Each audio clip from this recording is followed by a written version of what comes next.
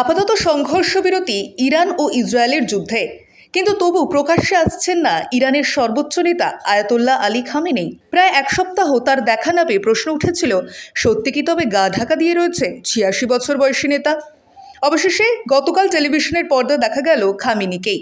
সেই ১৯শে জুনের পরে এই প্রথম প্রকাশ্যে এসে তিনি বললেন, আমেরিকাকে সোজা এক থাপ্পড় কষিয়ে দিয়েছি আমরা।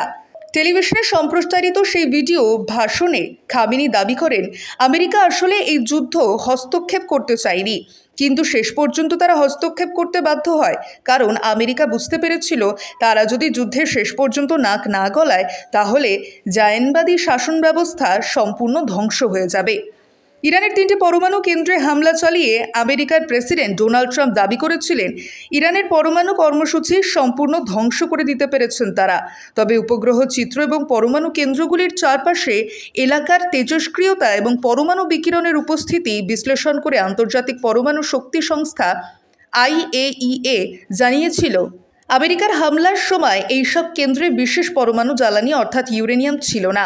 হামলার আশঙ্কায় ইরান কেন্দ্রগুলি থেকে আগেভাগে ইউরেনিয়াম সরিয়ে নিয়ে গিয়েছিল বলে মনে করছেন অনেকেই।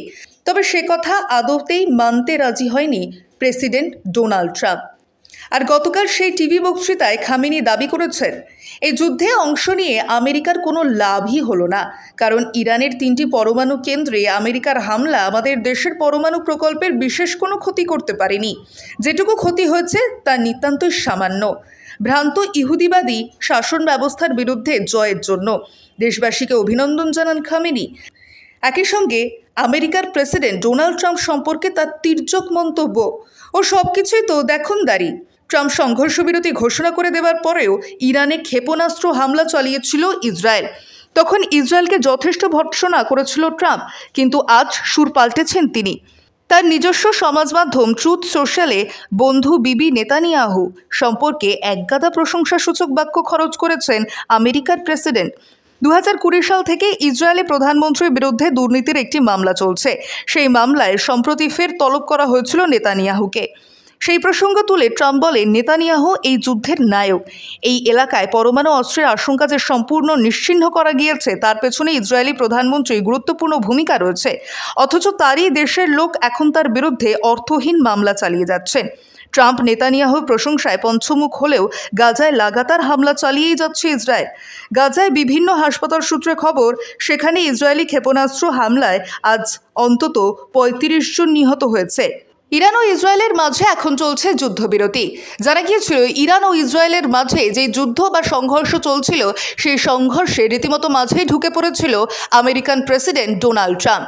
কিন্তু তারপরেই আমেরিকা যেভাবে হামলা চালিয়েছিল ইরানের ওপর, তারপরেই তার পাল্টা জবাব দিয়েছিল ইরান। আর তারপরেই মনে করা হচ্ছিল সেই ইরানের জবাবে কোথাও কি ভয়ভীত হয়ে গিয়েছিল ট্রাম্প।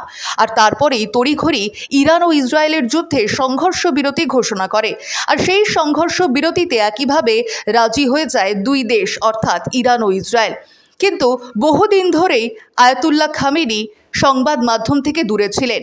অনেকে বিশ্বাস করেছিলেন যে তিনি হয়তো গা ঢাকা দিয়ে রয়েছেন, কিন্তু অবশেষে গতকাল একটি সংবাদ মাধ্যমের সামনে এসে ডোনাল্ড ট্রাম্পকে নিয়ে একাধিক তির্যকমূলক মন্তব্য করতে শোনা যায় আয়াতুল্লাহ খামেনিকে, যেখানে রীতিমতো ট্রাম্পের গালে সপাটে চর কষিয়েছে ইরান, এমনটাই মনে করছে এবার ইরানবাসী।